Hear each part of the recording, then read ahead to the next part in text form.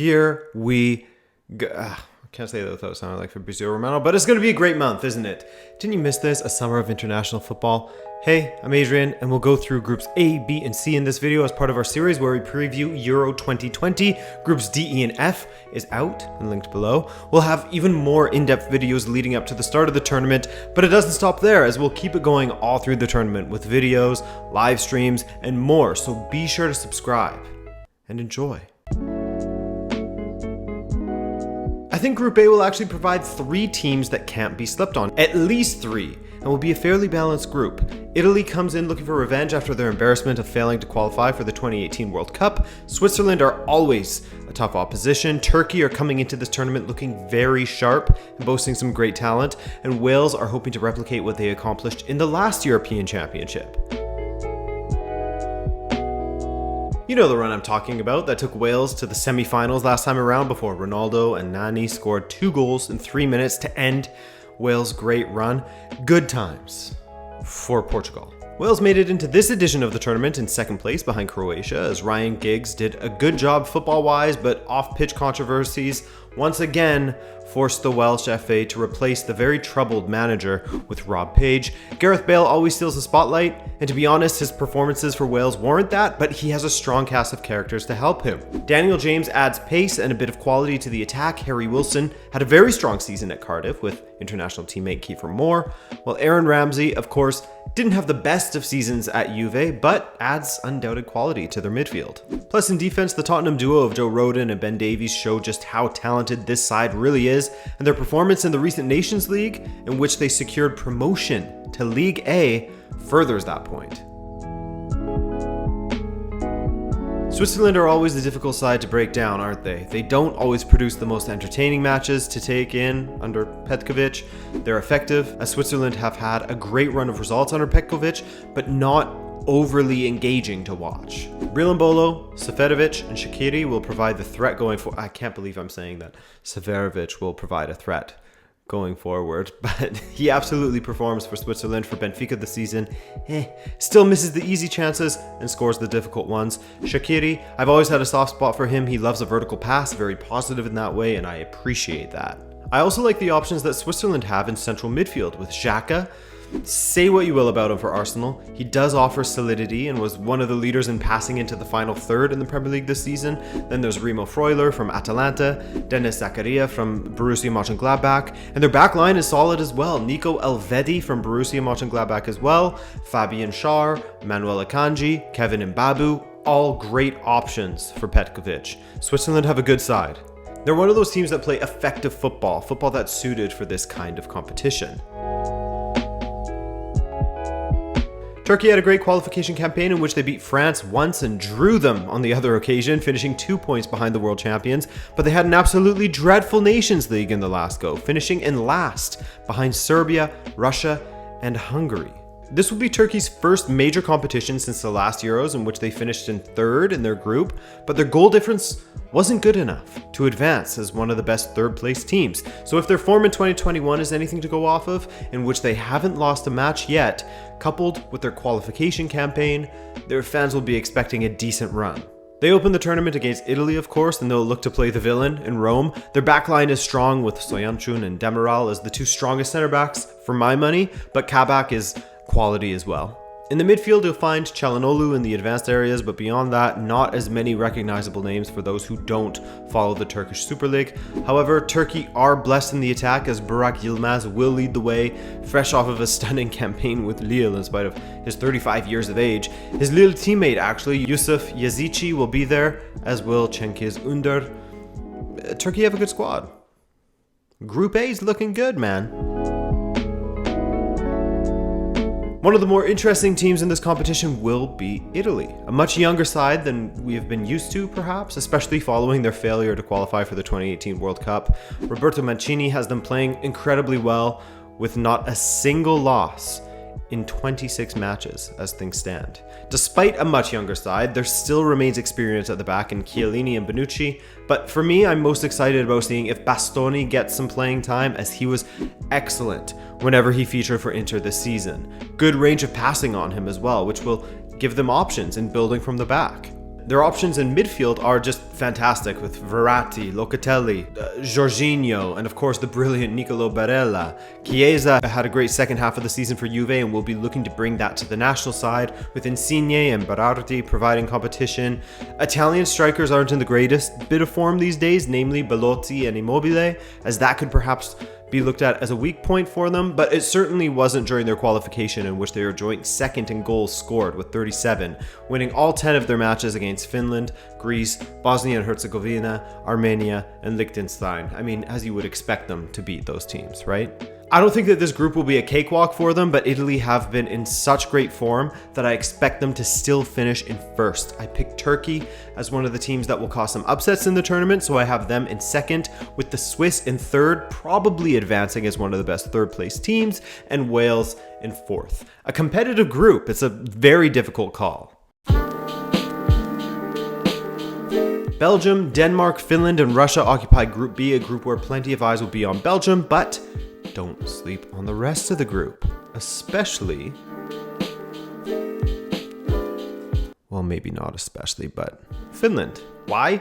Because they have finally managed to qualify for their first ever major tournament. Yes, their first ever, as Markku Kanerva and the boys, with their defense first formation that frustrated all kinds of opponents in qualifying, finished second. They even gave their supporters a brilliant night to remember in defeating France 2-0 in a friendly in November of 2011. Not France's first choice team, but a massive achievement nonetheless, and illustrative of how special this crop of Finnish players is. Teemu Pukki is the star of the team, of course, as he finished the season with 26 goals from 41 appearances for Norwich. Still has some fitness issues. Marcus Forss, the backup to Pukki, helped Brentford to Premier League promotion with a few goals as well, and scored during that memorable win against France in a friendly.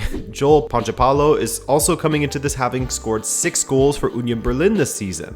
Finland absolutely come into this group as the underdogs, as Denmark, Belgium, and Russia may just be a bridge too far for them, but you can never say never, can you?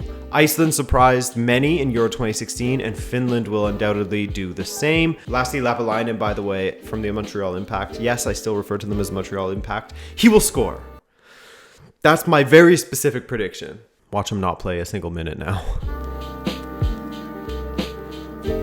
Russia's manager Stanislav Cherchesov not only had a great mustache as a player, which he still rocks to this day, but he led Russia through a great tournament in 2018, notably eliminating Spain on their run to the quarterfinals, where they lost in a shootout to Croatia. Oh, what could have been for Russia. It was during that tournament that Artem Dzyuba really announced himself to the world, and the man has continued to excel at Zenit St. Petersburg in the last few years, winning the league and having more goal involvements than any other player in the league. Alexander Golovin had a slow start to his Monaco career, arriving at a tumultuous time at the club, but under Niko Kovac he has shown what all the hype was about.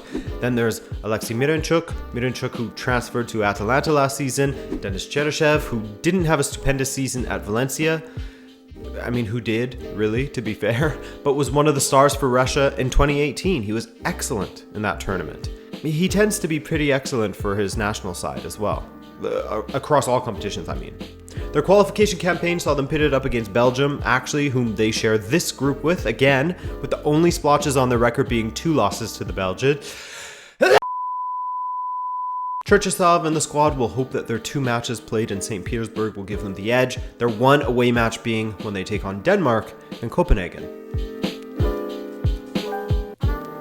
And Denmark is another one of those lucky teams that won't have to move once for all of their group stage How is that fair, man? Anyways, they're a lucky team, but also a very good one. They didn't lose a single match in qualifying, though they tied 4 times and won 4. The draws will have been frustrating for them, but they spoke to their resoluteness in defense, you could say, the organization of Kasper Hjulmand. Schmeichel, for my money, is one of the top keepers in the Premier League, and he'll have excellent defenders ahead of him. Joachim Mele from Atalanta, Simon Kjær, who is off of a great season with AC Milan, Andreas Christensen, Champions League winner, and we can't forget Yannick Vestergaard either. Højbjerg was one of the top performers for Tottenham this season and will no doubt marshal the midfield with Eriksen, Christian Eriksen that is, Thomas Delaney, Daniel Vass, and more available for Hjulmand. I actually like the attackers they have at their disposal as well. Lord Braithwaite, who scored the qualifying goal for his country, Yusuf Poulsen, Jonas Vind, who had a great season domestically with 11 goals and 4 assists from 18 appearances. This side, I mean, it's just packed with talent, and I expect them to make it out of the group stage. The best team in the world, according to FIFA's world rankings, at least. Take from that what you will, but Belgium will be hoping to do one better than they managed at the World Cup in 2018. One better, of course, would be making the final of this tournament. There weren't many surprises at all with this Belgian side. I could have sat down at a desk and just named Belgian players, and that would be basically who Roberto Martinez chose. All of the golden era players made it once again, even if some of them, such as Thomas Vermaelen, who plays in Japan, are in their mid-30s. He's 35 now. Such is the case for Belgium's back line, which is getting on in years, besides perhaps Castaing, who will operate as a right-wing back, and Denayer, a much-needed breath of fresh air. I don't know what it is, but it just feels like we've seen the squad list before, over and over, and it makes me wonder if things will go a bit stale, or hey, maybe it will lead to further cohesion within the squad. But the side is no doubt gifted, a team that boasts De Bruyne, Eden and Thorgan Hazard, Tielemans, Carrasco, Witsel, etc. always will be. Lukaku has developed into a much more complete attacker with his time under Antonio Conte, and I wonder how much of a difference that will make for Belgium and their fortunes going forward in this tournament.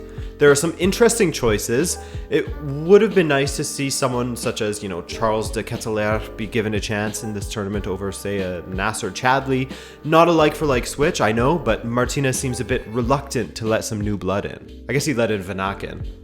I'll give him the benefit of the doubt there. That being said, Belgium should and probably will finish in first, with Denmark behind them, Russia in third, and Finland having a rough go in their first tournament, finishing in fourth. And the final group for this video, Group C, pits Austria, the Netherlands, Ukraine, and newcomers North Macedonia all against each other. Let's actually start with the new guys. They've had some near misses in their past when it comes to qualifying, but they got it done for Euro 2020 via the playoffs, beating both Georgia and Kosovo to make it to their first ever major tournament. You love to see it. And you may not realize it, but North Macedonia boasts some very legitimate talents. Goran Pandev is no doubt the most well-known North Macedonian after his time spent among some of Italy's elite clubs, Inter, Lazio, Napoli, and now Genoa. He's the most capped player and the player with the most goals for the national side. Speaking of Napoli, Elif Elmas is no doubt the future of North Macedonian football, as he has been plying his trade in Naples for a couple of seasons now. He scored 3 goals and 4 appearances in 2021 and will be a weapon for manager Igor Angelovski to make use of, so long as he can free him in the midfield. Perhaps North Macedonia caught your eye when they beat Germany 2-1 in World Cup qualifying back in March. That match where Timo Werner had that miss. They'll look to beat that surprise package of the tournament, trying, like Finland, to have a similar run to Iceland in 2016. At Euro 2016, Austria struggled, finishing in 4th behind Portugal, Iceland, and Hungary. 5 years later now, and Austria look a far more experienced and formidable side, and we'll hope that this will be the tournament in which they make it out of the group stage for the first time since 1982.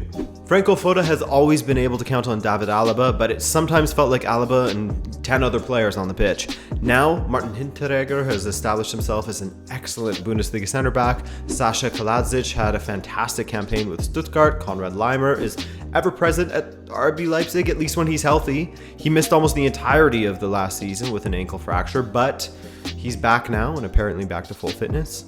Stefan Leiner, with an N, not Konrad Laimer, Stefan Leiner, is yet another German Bundesliga representative in this Austria side, and how could I forget my man Marcel Sabitzer?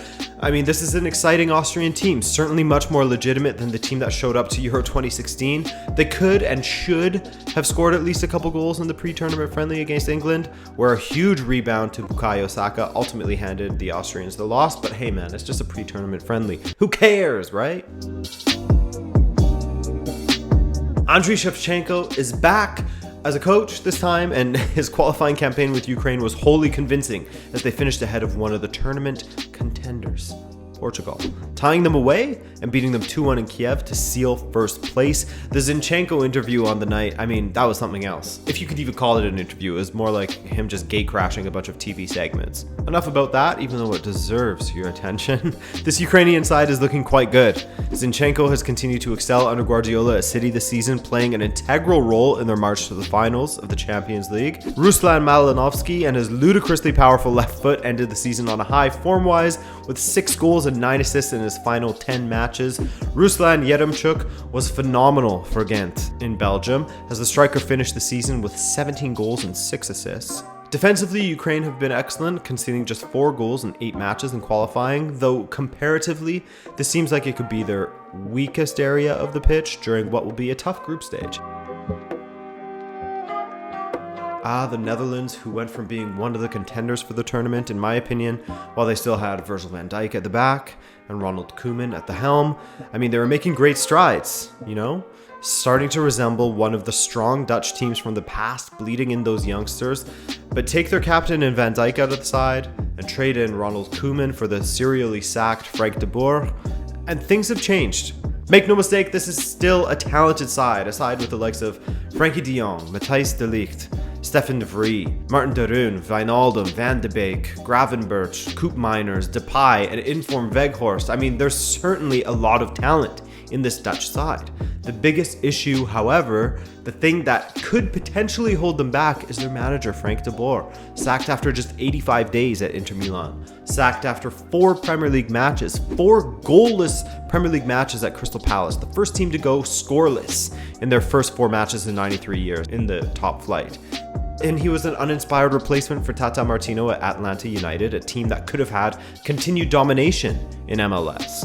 And wouldn't you know it, after getting appointed in September, De Boer became the first Netherlands manager to not get a single win in their first 4 matches as a national team manager. I mean, I have little trust in this man, and sometimes I wonder if the team he's in charge of has any faith in him, considering his record. Perhaps those of the Ajax persuasion will give him the benefit of the doubt, but he still has a lot to prove. Because of that, I could actually see Ukraine getting first in this group, Netherlands in second, Austria in third, and North Macedonia in fourth. That's it, that's all for this preview. I hope you enjoyed it, and remember to let me know your picks below, and be sure to check out the other group previews, which should be out already and linked below. Thank you for your time. I'm Adrian, and have a great day. Take care.